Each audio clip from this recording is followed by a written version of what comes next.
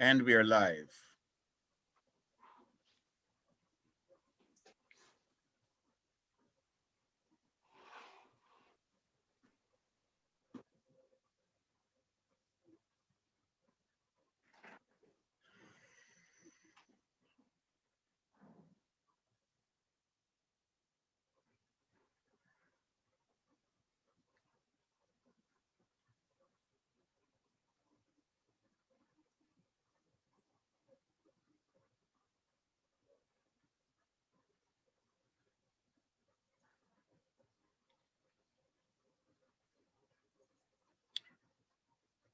Hello, community members. My name is Antoine Craigwell, and I'm president and CEO of DBGM, an organization that was founded here in New York City in 2013 to raise awareness about mental health and depression to prevent suicide in Black gay men. One of the things that DBGM has done is in the last 7 years, we host an In My Mind People of Color Mental Health Summit conference, which is focusing on LGBT people of color mental health. This year, because of the pandemic and a number of other factors, we decided to focus on LGBT people of color in the Global South. So today, we come to the close of this Global South Summit. The Global South Summit began on May 26th, and beginning with the first week there on May 26th, we looked at different regions and continents throughout the world of LGBTQ people of color who live along the equator and in the Global South. So today, we are concluding the MENA region, which is the Middle East and North Africa region. We're concluding that segment of the LGBT People of Color Global South Summit with a discussion on the diaspora for visibility. And I'll tell you a little bit more about that.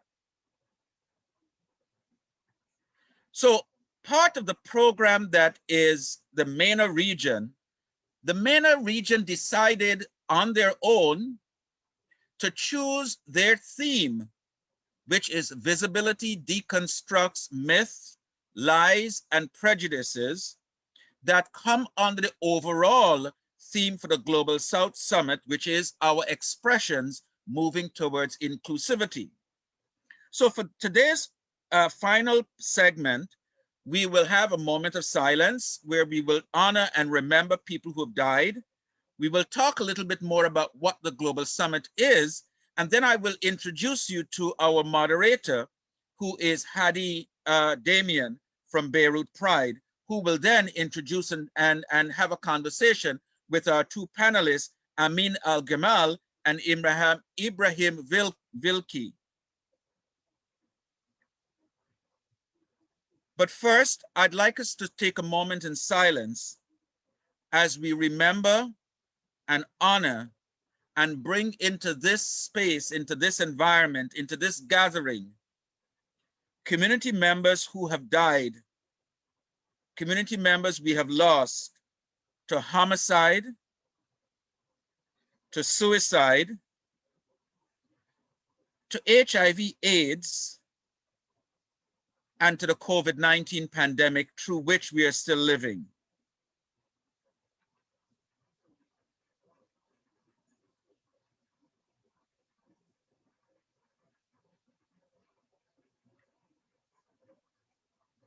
Let us take a moment and remember and bring into this space community members we know who are still living with HIV and struggling and suffering, often in silence. Let's bring into this space our community members we know who are still struggling and living with the effects of the COVID-19 virus.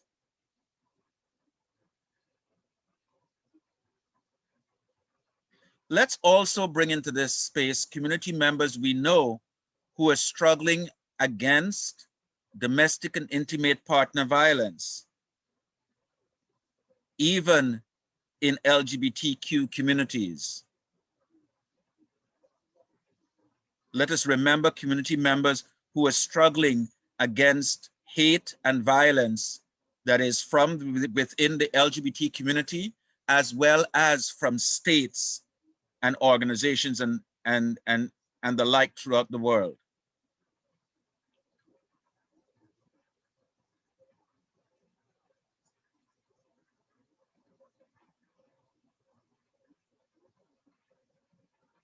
Thank you.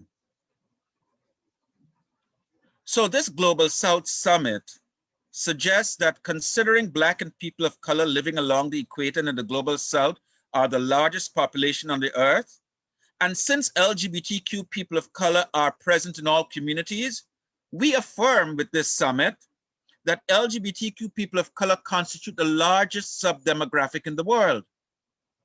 We are aware that when international media report on or about our communities, these often follow a tragic event. Our community's pain is often pathologized and exploited. Rarely, if ever, do we hear, see, experience our community members' richness, beauty, vibrancy, and resilience. We hope to change that image. We want LGBTQ people of color who live along the equator and in the Global South to be seen and heard. We want to highlight and celebrate our community's lives. Yet, even though representatives in the diaspora created a framework for this Global South Summit, and they reside in the Global North, it was imperative that community members reclaim their voice and provide the programming from their respective locales. They tell us, they show us who they are, how they live, how they celebrate, and how they mourn. We would like to thank and acknowledge the members of our planning team who came from as far away and as disparate as South Africa and Liberia, Nigeria, the Dominican Republic in the Caribbean, Thailand, Guyana, United States, of course, and the Philippines, from Zimbabwe and India. We want to thank and acknowledge our partnering and participating organizations, Black Gay Blog, that is in the UK, the Clemente Foundation, In My Mind Conference, DBGM, XAD Productions, the LGBT Center, and Claremont Design here in the United States. And all of the many organizations and agencies that joined us and believed in what we are doing. We are extremely grateful for their support. So today, we come, as I said, to the close of not just the Global South Summit, but we come to the close of the MENA program. And over the last several days, between Monday to today, the MENA program focused on several different aspects on deconstructing myths, lies, and prejudices. We looked at arts for visibility. We looked at thinking for visibility. Early today, we looked at writing for visibility, and today and now we look at the diaspora for visibility. And so with that in mind, I would like to introduce my dear friend Hadi Damian from Beirut Pride. Hadi is the founder of Beirut Pride and the current co-president of Interpride. He works on decriminalization of LGBT status in Lebanon and is a university lecturer. Community members, I'd like us to welcome Hadi Damian. Hadi. Thank you, Antoine. I'm delighted to be joined in this closing session with two fantastic guests who are going to educate us on the role of the diaspora, on the role of people from our countries who live in other countries, and through their work and impact, create a lot of visibility, not only to LGBT people, but also for the countries and the struggles of the countries they come from. Joining me now is Ibrahim Wileke, who is currently residing in Cologne, in Germany. He will speak to us about Sofra, a project of the organization Rainbow Refugees. He's also a member of the Anti-Violence Office for the LGBT. And Amin El-Gamal, actor and activist, Egyptian American, who are going also to demonstrate several aspects and somehow going to speak to artistic expressions in a wink that closes the circle of the MENA sessions, which started with art for visibility. Ibrahim, Amin, Hello. Hi, thank you so much for having us. We're delighted to have you here, and honestly, we don't know how to start the conversation. And since we're talking about diaspora, perhaps Brahim, would you like to tell us how you became part of this diaspora, of the diaspora? What's your story? Yeah, so first of all, thank you for the invitation and thank you for the organization. And I'm pleased to be part of this discussion to highlight the situation of diaspora, and especially here in Germany. My name is Ibrahim. I was born and raised in Lebanon, in Beirut. As an open gay person, I faced a lot of violence and discriminations and even attempts of kills. In my perspective, in my previous life, I never intended to be an activist, but at some point where I had to take a big decision when I was in big danger where people tried to kill me. So I decided to flee my country and I came to Germany in end of 2015. As I arrived to Germany here in 2015, I was assigned in refugees camp. So I had to re-experience violence and discrimination for the culture where I already escaped from the same mentality and everything. And this was also another turning point for me where I said, no, this is not why I escaped from there. At that point, and my activism start to support LGBTIQ refugees who fled their countries. And from 2015 to 2021, I did a lot of interviews. I created a lot of empowerment groups.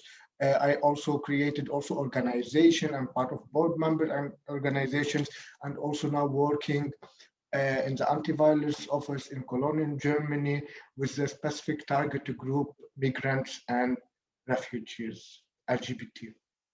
So this is a short overview.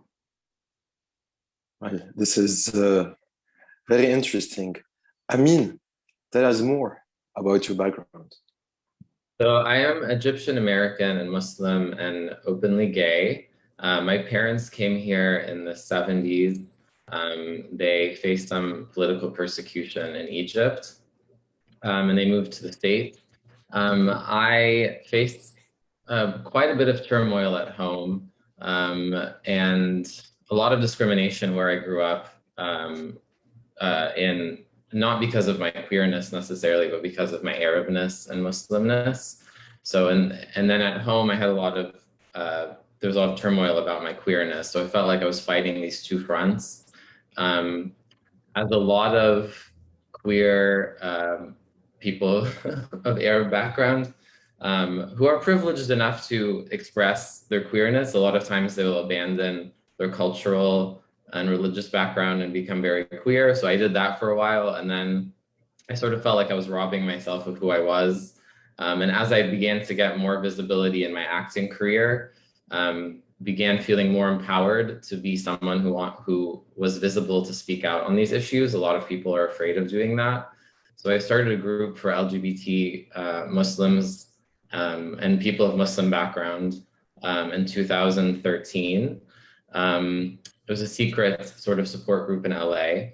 And I've also been doing a lot of advocacy in terms of my industry, which is notoriously bad at representing Arabs and Muslims. So I co-founded an advocacy group for MENA performers. It's called the MAAC. And we have made some inroads in trying to educate the industry and casting directors and storytellers about the diversity of MENA.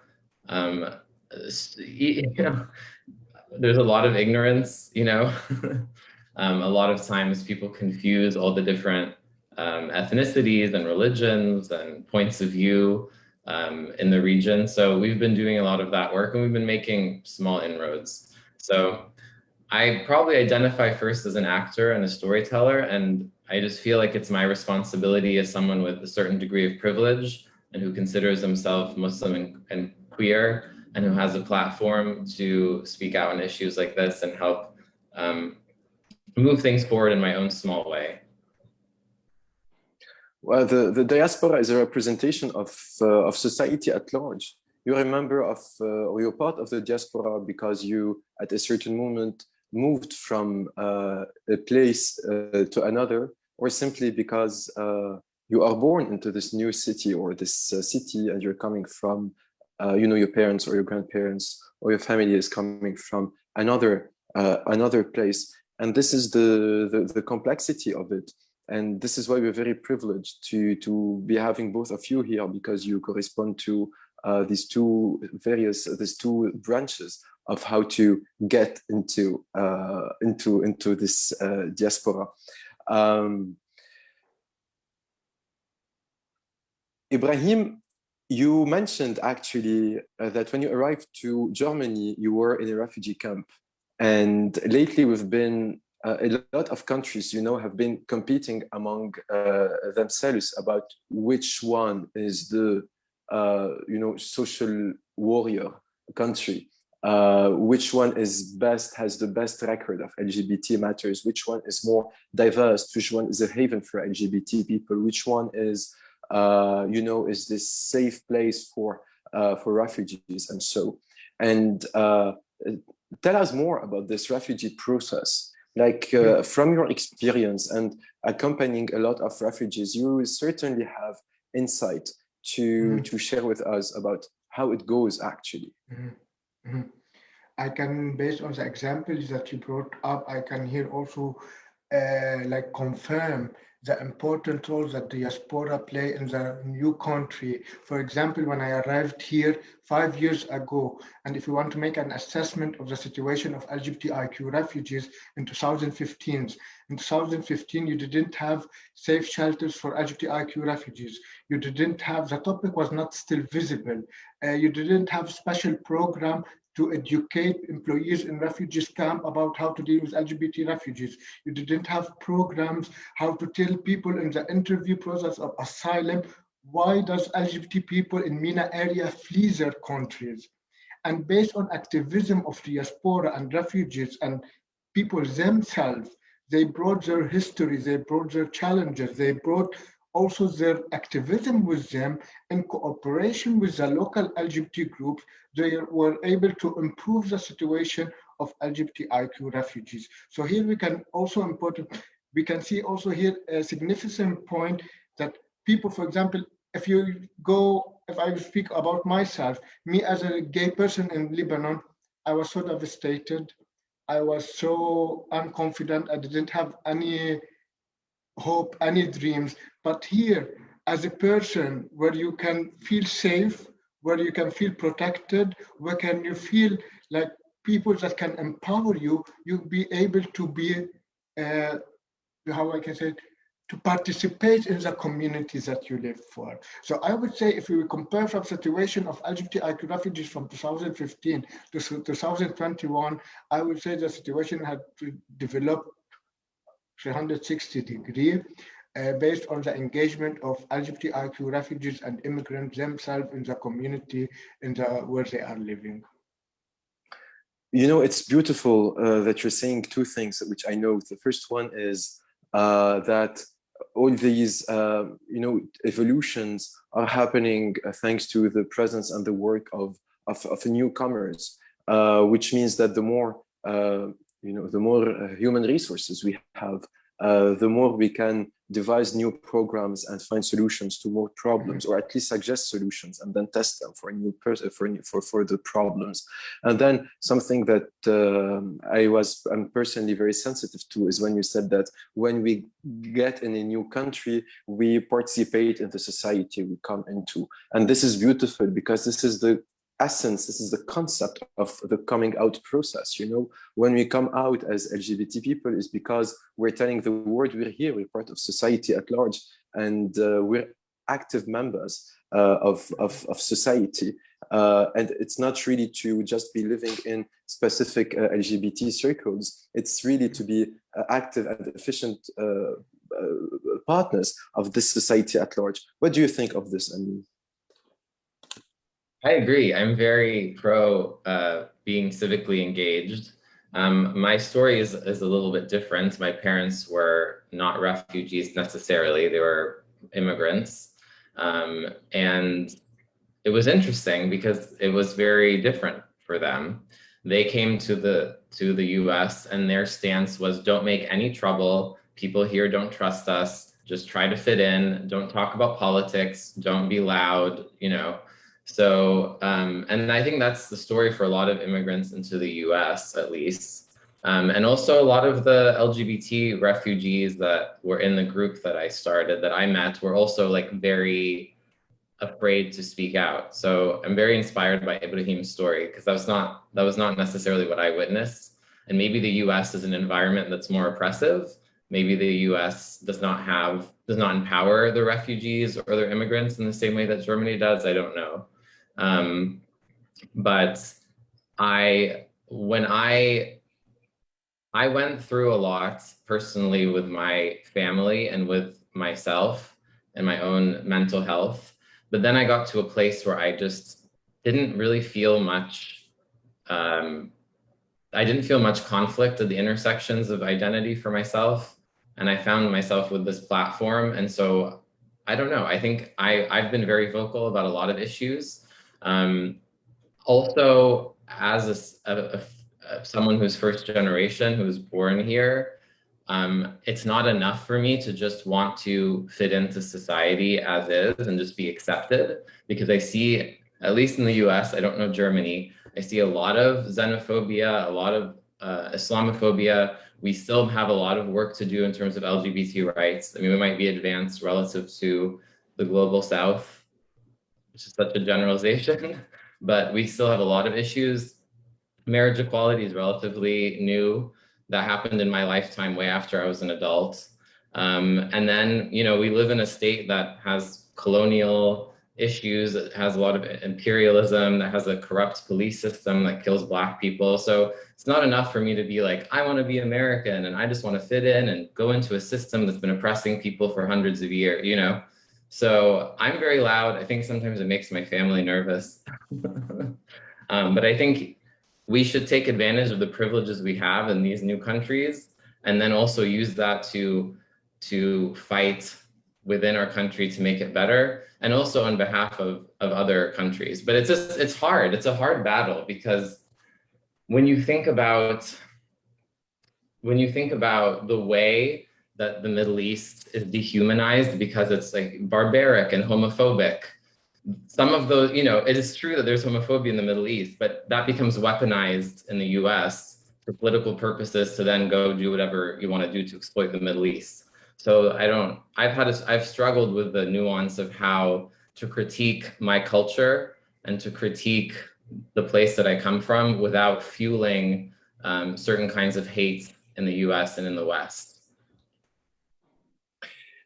Actually, speaking of weaponized, you know, yes, the MENA, the homophobia in the MENA region is weaponized, but unfortunately, lately we've been witnessing that the way people speak about LGBT matters, even LGBT circles, very often, you know, sexual orientation and gender identity themselves have become also very, very weaponized. And sometimes some people speak about LGBT matters as if being LGBT, or, you know, being a lesbian, a gay, bisexual, a trans, intersex, a queer person, an asexual person is an ideology rather than a matter of sexual orientation and gender identity.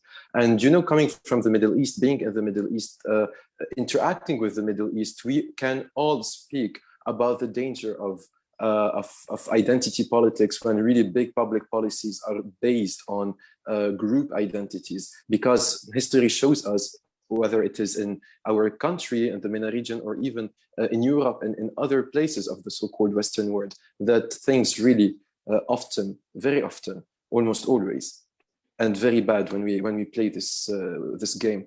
And earlier you said that often parents of migrant, of people of the diaspora, tell them, try to fit in, don't be loud, etc. And here we wonder, how can we reconcile all of this? How can we reconcile where we come from, where we are living in? Can we ever make the peace to decide where we are? Like, do we disconnect from where we're coming from? Do we do 50-50? How can we actually reconcile these two words, especially when they are so different on a daily basis?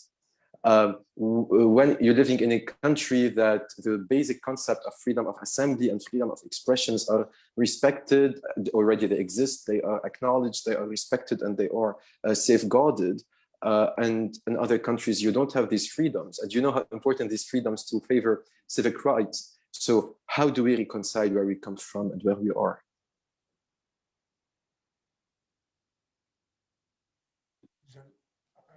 I mean, Okay. I can later. I don't have an easy answer. I think it really depends on who you are. I don't think there's a right answer. For me, it was a lot of acknowledgement of the fact that I have privileges that other people don't have, that I have visibility because I am lucky enough to be have a career that is somewhat visible sometimes. And then feeling, because of my experience and because of my privilege, feeling a responsibility to then speak my truth and become more visible so people understand that you can be Arab and Muslim and gay, or just Arab and gay, whatever intersections of identity you want to put on me, and that I am healthy and successful and that I'm relatable to all sorts of different kinds of people. That's my side of the work. Ibrahim is doing a lot more programmatic, hands-on stuff, which is crucially important. But from my side of the work, it's storytelling. I just did a film called Breaking Fast that is a very sweet romantic comedy that is a gay Muslim romantic comedy that happens during Ramadan. And I think this speaks to your point that a lot of times we focus on tragedy, and we build a story that paints people like us as victims that are kind of helpless. And this story focused more on joy and showing an intersection of identity that usually is in conflict and just making it be okay. And in some ways it's a bit of a fantasy, and in some ways it's a bit of an aspiration of what we wish things were. But in the film, you see the main character, who's Lebanese American. He's played by Haz Sleiman. You see him interact with his family, and his family totally accepts him. They're also traditional. He also loves his culture. He's also Muslim. So I think it was important for us in the making of that film just to focus on joy, and to focus on LGBT Arab people experiencing joy and people of color experiencing joy as sort of a radical act. I think I'm going away from your original question, and I had more to say about it. Actually, we'll come back to this original question, but since you mentioned Breaking Fast, Antoine, we know that you have gotten us a trailer for this movie. So if you would like to play it, and then we continue this conversation.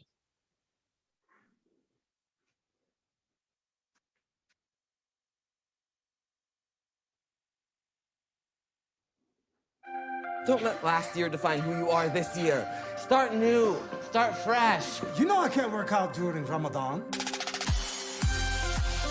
I'm just not in the mood to be around happy people. This is Cal. This is Mo, my best friend. He's a doctor. Did I mention he's a single doctor? Do not jinx this thing that isn't even a thing. So you are interested? I'm not saying that. When are you gonna snap out of this horrible funk you've been in? It's been nearly a year. How often are you two breaking fast? I don't know. Like every night? Every night?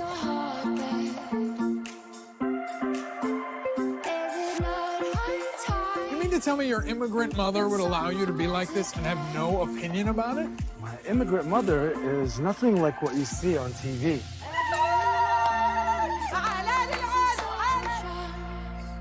What I know is that a gay Arab Muslim guy in WeHo probably knows what it's like to have people make assumptions about him.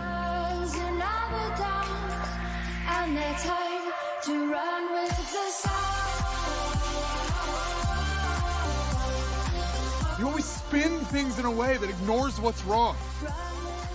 I like you. What do you like about me?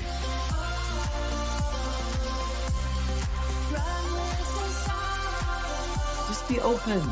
Be honest.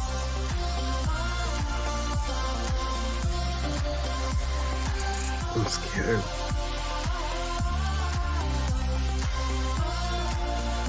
You deserve to be loved.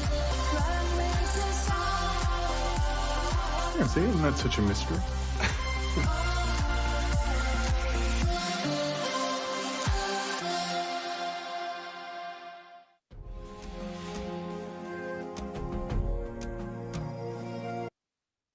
Ibrahim, I saw you smile during this trailer. Tell us more. You're muted. Yeah, sorry. It was really touching to see a little bit as, something from your culture, something that you can relate to. And especially the part which made me smile is when he said, my immigrant mother is not like you see on TV. And when they opened the door, she was so hyper, but from the strangers, she's so calm. So here you can really touch the essence of people, how they put us directly in boxes, Thank you so much for sharing, even for some seconds, but with this some seconds, you were able to touch really so internal feelings and memories. But I would like to go back to your first two questions about being as diaspora here. I totally agree with the point with Amin Jamal said about that we cannot generalize our experiences because as much as we are diverse, we come from different backgrounds and everyone have his own challenges. But what I can say is that this gained privilege being as diaspora in a land where you have your freedom of expression, your freedom of opinion, your freedom to be whatever you want, freedom to live your sexuality, everything comes with a cost. And it costs us a lot. For example, it cost me missing, sorry, I'm a little bit touched. Yeah, it costs a lot, like missing your families, missing your friends. Sometimes you just want to eat something, anyway. Oh, and this is what you have, when you have to speak about it, this is a challenge. And the privilege that we have now is not easy. We have to be, we left a lot of things behind to gain freedom. And we fight for this freedom. Sorry, maybe I need a break. Maybe I can speak one moment later. Take your time, drink water, actually. What you're saying is, I'm sure that this is something all members, all people who are part of a diaspora, people who live between countries or who often struggle who often wonder where they are exactly, what is this place they call home. This is, this is quite something.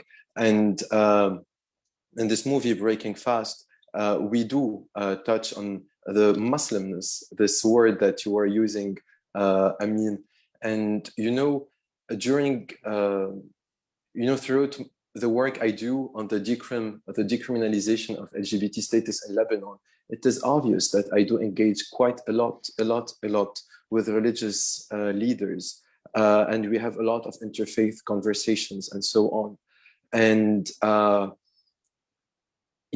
it is important to acknowledge also all these LGBT people who are constantly torn between how to practice their religion, how to be observing this religion, and at the same time who they are. And not everybody really can get to this point to find peace and balance between this religious being and this emotional, sexual relation wise being, this human being.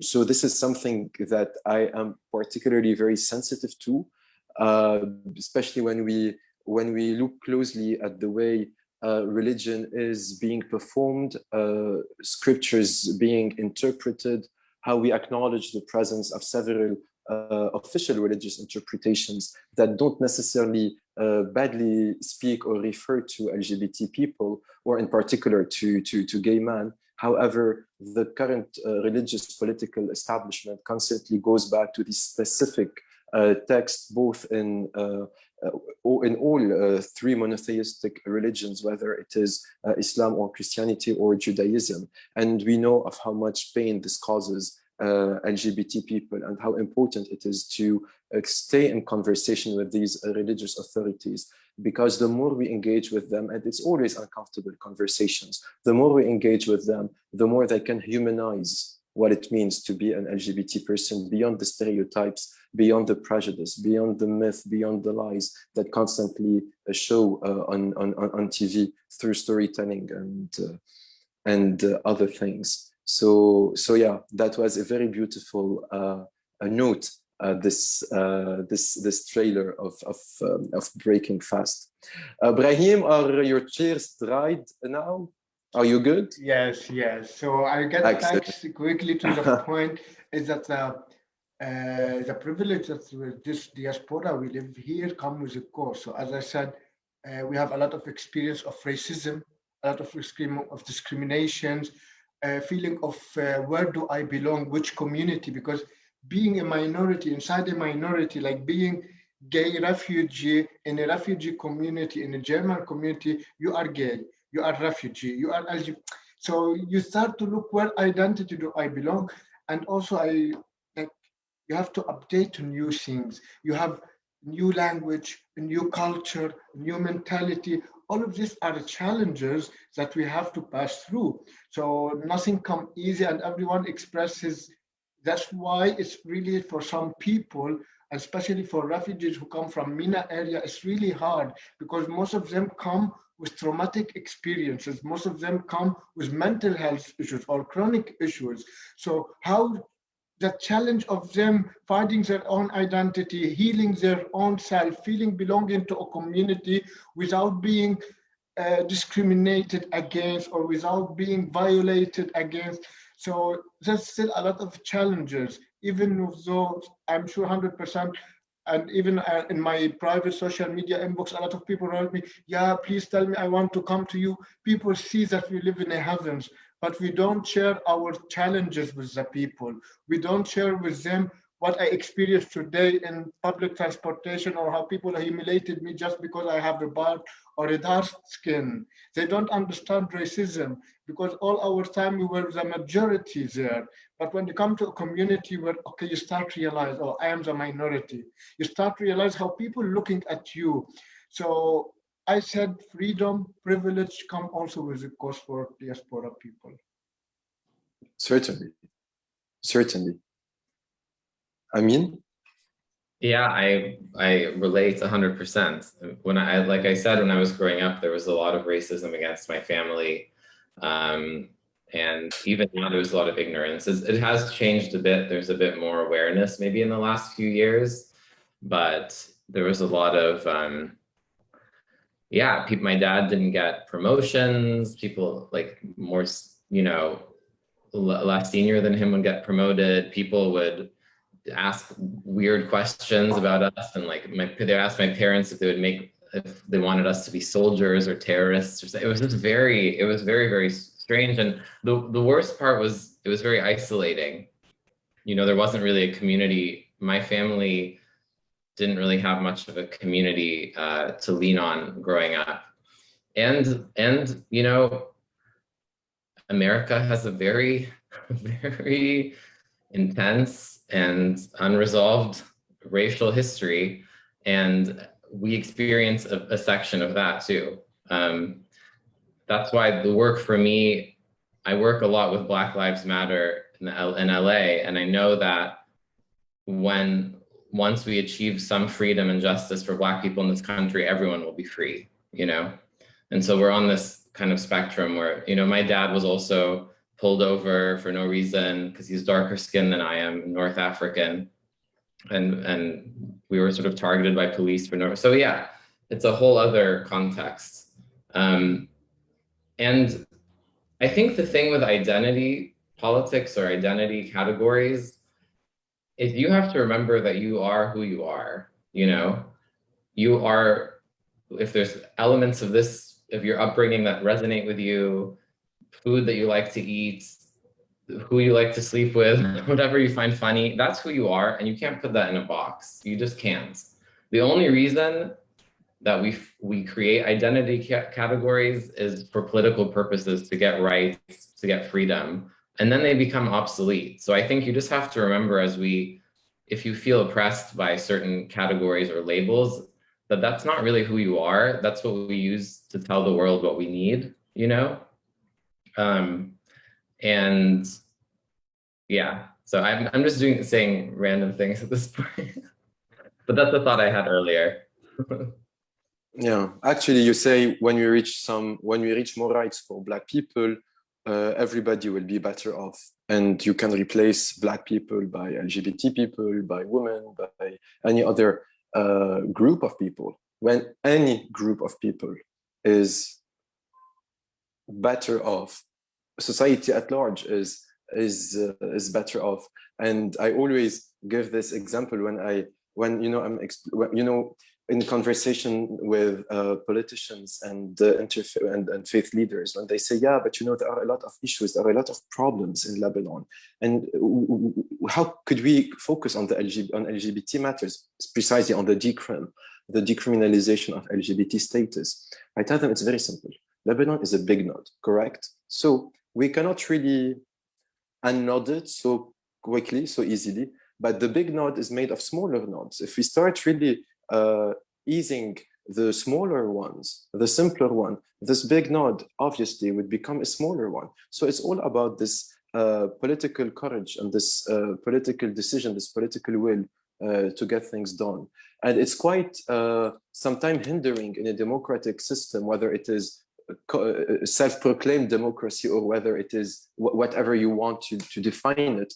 But there is no separation between we the people and them the government or them the state, because in a democratic system, the government, the state, the officials are the people, elected by the people, coming from the people, empowered by the people. So at the end of the day, who takes really responsibility? And this is also the problem. If we go back to identity politics, is when we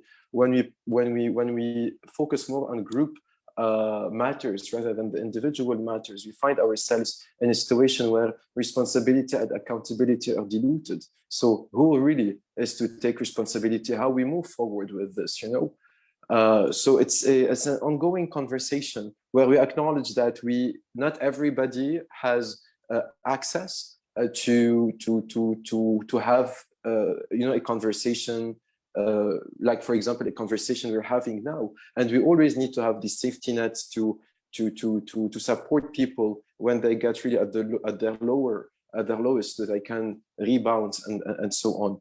But it's quite the conversation today about how to navigate and how to balance our group belonging and our personal individual belonging.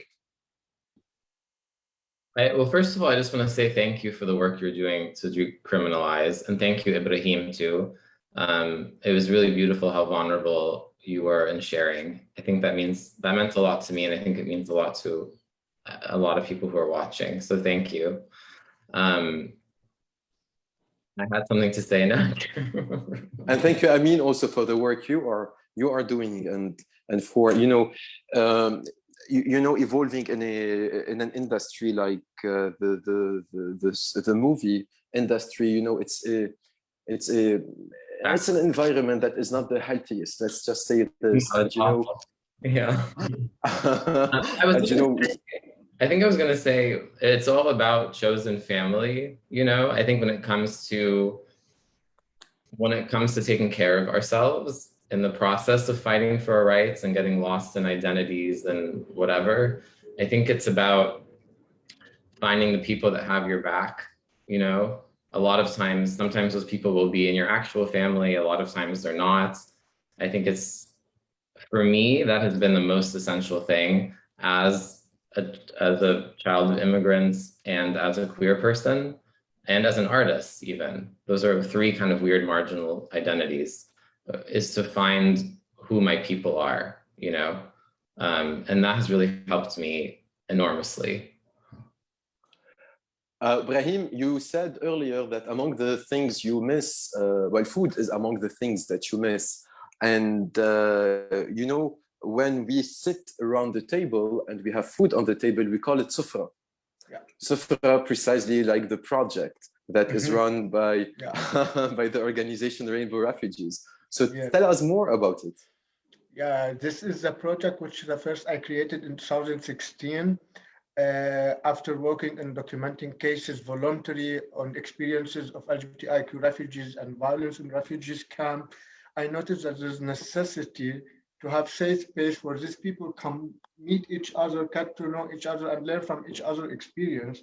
So I said, okay, I invited all these victims who already documented their cases to a dinner. So we get to know each other, get in contact, and they didn't believe that something like this happening new, like in a new countries, they don't know anyone, someone inviting them for a dinner with same people. And it's like someone told other friend, and I was surprised at the event. It was planned for 60 person. At the event were more than 250 person. So almost the room that we booked was fully on the street.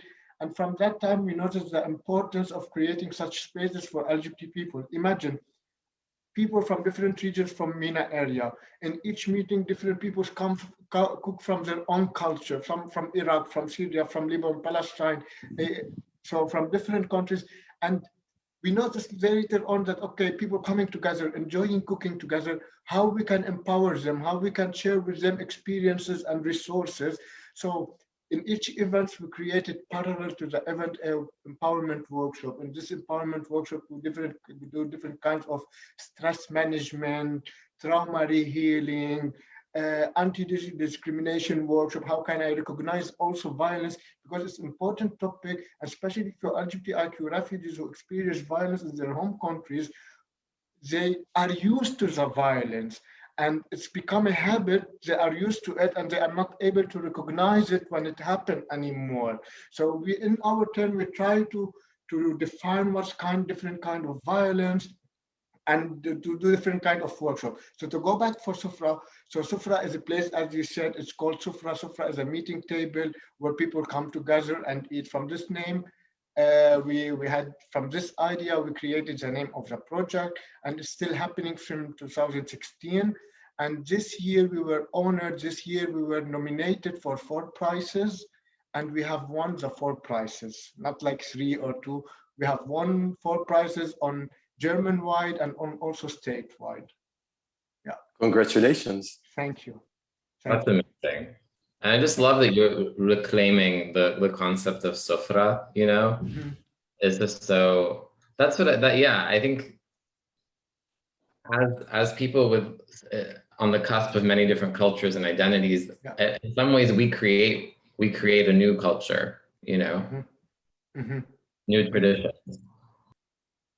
But, you know, it's quite concerning when you say that people are so used to violence that they don't, they are desensitized. So they don't recognize it anymore when it happens. Is this also part of the work that you do as a member of the Anti-Violence Office against LGBT people? Can you tell us more about this? Yes. Mainly, it's called Anti-Violence Office for the state of NRV, focused on documenting violence and discrimination against LGBTIQ people. And as I mentioned, that I arrived Germany in 2015 to 2016, I came to this office and I told them, okay, this is my experience. And they told me, okay, you are the first gay refugee who approached us. So I worked voluntarily for this office for 1 year through my contacts, and we documented around in 1 year 60 cases of violence against LGBTIQ refugees. And later on, the parallel of developing the group Sufra, creating a network and everything, the ministry saw the importance of having one person to be responsible on LGBT refugees and migrant issues. And since 2017, they make an officially working space in this anti-violence office focusing on LGBTIQ refugees and immigrants. And I do this work since 2017. And to inform people how to recognize violence, how to report violence, and also in cases of violence, I support victims to seek health care, And later on, if they need mental support, we offer mental support. And also if they need support in court procedure, making claim at the police station, we support in such things. And also parallel, we do empowerment workshop for victims of violence to let them gain self-confidence again and to be empowered and not to left alone. And at the same time, we do how we call it talk nights. Talk nights, we're not about workshop, we just bring people together and create a topic where we can also discuss and have different kind of perspective and experiences from the people. So all these things I do it in the context of the anti-violence office, and the anti-violence office belongs to organization called Rubicon. Rubicon is the biggest LGBTIQ organization in North Rhine-Westphalia. It have 24 employees, which make it one of the biggest LGBTIQ organization, and it's more than 40 years old. Yeah. This is impressive. Yeah. I mean, do you want to tell us more about the breakthrough? Because I know that there have been some breakthrough that you have been actioned through the work that you do in this, particularly in this industry. Yeah, specifically in Hollywood. A few years ago, me and another actress who's from Afghanistan, her name is Azida Ghanazada, we teamed up with a couple other actors, and we started the MENA Arts Advocacy Coalition. And the first, we took a few different stances. So talking about identity and the importance of creating identity categories in terms of bringing awareness and rights to people who don't have them. We noticed that in the union, the main union for screen actors, there are categories for different identities, and there's nothing that was Middle Eastern and North African. So we were considered white. There was a lot of diversity initiatives that would be trying to cast more Black actors or more Asian actors, and they were able to quantify that and fight for that and show that there weren't enough numbers and become, litigious and come with lawyers and say, you need to have this percentage of, but no one could do that for Middle Eastern because they were categorizing us as white, which is has a whole other history that goes back to the earliest Arab immigrants off the Syrian and Lebanese in the Midwest. And at the time there was an anti-Asian Exclusion Act where Asian people weren't allowed to immigrate. So the Lebanese people who were early immigrants lobbied really hard to be considered white so they could stay and so that other people could immigrate. It's a whole thing. So we were able to get a MENA category. We also were able to create a workbook for the casting directors, the people who hire talent and the people who look for talent. A lot of the advertisements for roles were very offensive. People were confusing, they were saying like Arab must speak Farsi, or they were like Arab people don't speak Farsi, or they're confused. They think all Arabs are Muslim. There's a lot of ignorance. So we defined a lot of different terms for them, gave them sort of a 101 on the region, on things that might be offensive, on how to maybe use their power, the little power that they have really, to try to make decisions. But most importantly, to try to open up characters that don't have to have an ethnicity to allow MENA actors to be considered for those, and to be considered diverse. And it's it's kind of a labor rights issue. I was the first choice for a lead on a show a couple years ago, and I was the creative team's choice, and it seemed like that was going to go forward. And then we did a whole deal, and then the part was given to someone else. And I happen to be friends with the creator of the show now, and he explained to me that the network didn't think that I was ethnic enough, because the characters had a lot of white characters, that they didn't consider me diverse. So it was very strange. I was like, that doesn't make sense. I have 0% European blood. None of this makes sense. So we were lobbying, because unfortunately, as dirty and as it is, putting minorities against each other, when you do not create language for what you are and visibility in a community, in a group, and numbers and statistics, then at least in the US, I don't know about Germany, but nothing really happens, you know? So that's some of the work that we've done moving forward. I think that we hit a wall at a certain point because actors only have so much power. I think when producers and creators of content and writers and directors are diverse or from the region, and that's when real change happens. If you look at the show Rami on Hulu, Breaking Fast is another example of that. Mike Musallam is Lebanese American.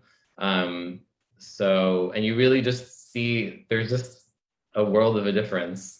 So I'm getting a little bit more into writing and producing as well, because I'm not the kind of actor that's just like, yeah, I'll do whatever you tell me to do.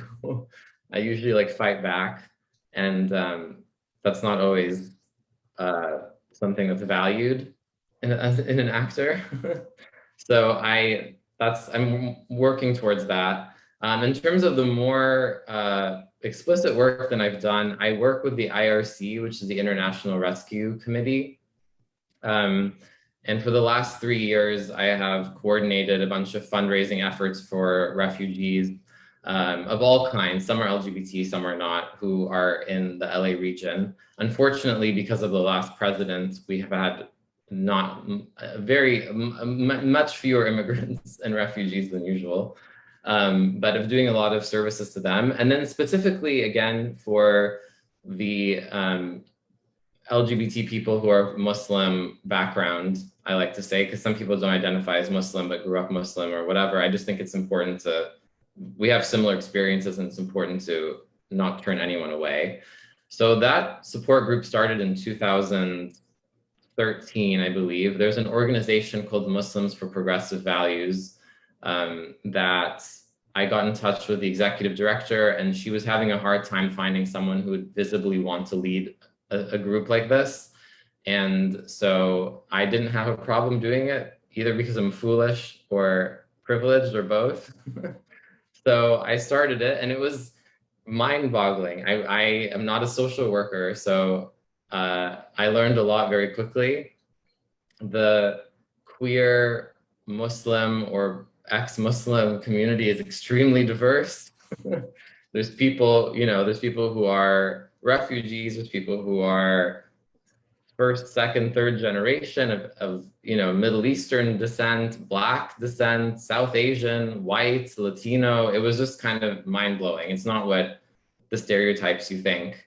But also there was a lot of challenges that became clear to me, that the needs of refugees are different than the needs of diaspora people, that the needs of someone who is white and converted to Islam could be triggering to someone who grew up with it and who feels judged by that. So it was intense. We did help. I did contribute to a few asylum cases. That's not something I'm specialized in, but I did help one young man from, from a South Asian country that I can't remember now. I think he wasn't from Pakistan and Bangladesh. And then a couple from Egypt as well that I helped sponsor. But I think Ibrahim probably can relate to the fact that there's a lot of clashing personalities. There's a lot of people with very different needs. These identities are very sensitive, cultural identity, religious and queerness. So people will get triggered, and there's all sorts of drama that you have to manage. So I would say it was very gratifying work, but it was also extremely difficult. And I have nothing but respect for people who do it professionally. Well, actually, when you said I wasn't given the role because I wasn't ethnic enough, it's like you're not Black enough, you're not gay enough, you're not, it's all of these things. Like you're literally. And it's because we didn't have the political will to make a category. So because they didn't have numbers, and they weren't like, oh, MENA is now something. And this is. Then and you speak to numbers. Yeah. And you spoke to number. You said that it's important, like, to have statistics to move forward. And again, this joins the work when I do my research about decrim and other places of the world. That actually even yesterday a law was passed in the French Parliament to allow so same-sex couples can actually make babies the PMA law, and and single women, etc. And when you look at how change is made, numbers, figures, statistics are very important, because numbers are strong. When you say I have this number of aggression, when I have this percentage of issues, when I have this and that, these are concrete things that somehow ring a specific alarm. We spoke a lot about Arabness, we spoke a lot about Muslimness, but of course, coming from being part of the Global South and the MENA region, we acknowledge that there are a variety of other, the Amazigh. There are also in the MENA region, for example, there are people of a strong African descent in the MENA region. There are people of Asian origins in the MENA region. You are from Egypt. We also have the Copts. The Coptics have a great organization also in the US, the queer MENA Copts, excuse me. So it's a very large matter. It's a large topic when we speak about diaspora, how we create visibility through the diaspora, through the storytelling of the diaspora, through the work that diaspora people do, through to highlight all these specific, identities and belongings that we have, through also highlighting the countries that we are related to, and through highlighting LGBT people in these countries as well. So since one of you is from Lebanon, the second one is from Egypt, well, I'm sure and I can confirm that both Lebanon and Egypt are very proud of the work that both of you have been doing and continue to be doing. So from the summit to you, surround yourself with people who love you, who have your interests at heart. Take good care of yourself, and thank you for being here with us. Antoine.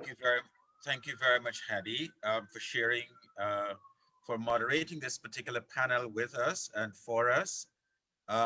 We just want to say thank you very much, Ibrahim, and thank you very much, Amin, for joining us and being part of this closing for the Global South Summit. And I want to take this opportunity to thank all the many dozens of people throughout the entire Global South who made this entire summit a success. People who knew of other people, who recommended other people, people who put me in touch with other people, people who connected us to other people. So let's, we want to recognize, the community members from Mexico and Central America, from South America, from the English-speaking Caribbean, from the Spanish-speaking Caribbean, from the African continent, South Africa, Nigeria, Ghana, Kenya, Uganda, Botswana, Mozambique, Eswatini, Lesotho, Zimbabwe. We want to recognize you guys here from the Middle East and North Africa, Hadi, for pulling this whole thing together from MENA. We want to recognize Kylie Madav from the LGBT Center in New York for pulling together the entire South Asian continent presentation for representatives from Sri Lanka and India, and my dear friend Midnight in Thailand for pulling together the Southeast Asia component with Cambodia, Laos, Indonesia, Thailand, and the Philippines to make this a truly global summit over 6 weeks. There were some challenges, many challenges, but one of the most important things I think we got from this Global South Summit is that while we may live in different parts of the globe, many of our stories are similar. Many of our stories contain issues that we're all struggling with and against, and they seem the same, just different contexts. But what was also important to learn in this Global South Summit is that many of our community members are extraordinarily resilient, and they are finding ways to be themselves, to celebrate, and to enjoy being who they are, even in spite of and in the face of or state-sponsored and community-sponsored and family-sponsored hate and oppression. And so that is what this Global Summit is about, to celebrate our community members. And so once again, I say thank you guys very much, and looking forward to being in touch with you some more. Looking forward to being in touch and maybe working on other projects, working on other endeavors. I like the fact that Amin is doing some work in LA with LGBT, Middle Eastern and Muslim speaking communities. I like that, Ibrahim, you are in Germany and the work that you're doing with refugees and what that means. And perhaps we can arrange another conversation to discuss LGBT communities who are forced to flee their countries and undertake the dangerous process to cross the Mediterranean to get a better life. Because we don't hear about our LGBT community members from Syria and Iraq and Kurdistan. We don't hear about our LGBT community members many of whom may have died in the cross in the Mediterranean. How many lives and potential was snuffed out? Or how many lives and potential are still being hidden and oppressed because they dare not live themselves? They dare not live authentically, whether they may be in Italy or in Germany or in Greece or in France or Spain or Portugal or even in the UK, or even here in the United States. And one of the other things we can talk about when we talk about diaspora, which is, how are diaspora people received in their countries that they go to? How are they treated? So perhaps Hadi, this is another conversation. And I know you don't. I know you probably are gonna just, your brain is probably gonna explode by hearing me say this. But maybe I don't know if you're gonna want to do this again with me, but to try to arrange another conversation where we look at perhaps not just MENA diaspora, but LGBT in diaspora from wherever they are in the global south, and put together a much longer panel this time to address and raise some and continue this conversation that Ibrahim raised and Amin raised. I don't know, something to think about. Great ideas flowing around. We just need to make them happen. Because one of the most important things I think that we still have not grappled with is, how do all these things impact our mental health, and by extension, the choices and the decisions we make? So for example, how was our mental health impacted that we chose to leave our homeland? What circumstances impacted our mental health and drove us out? Then when we got to a new land, a new country, how was our mental health not addressed, but further destabilized? You know what I'm saying? So these are things that I think we need to consider and keep in mind. And yes, Hadi, you reminded me I'm a preacher. I'm not trying to preach. Why did he have to do that? But anyway, thank you guys very much. Let me just stop the live Facebook and the recording and hang on. Thank you all.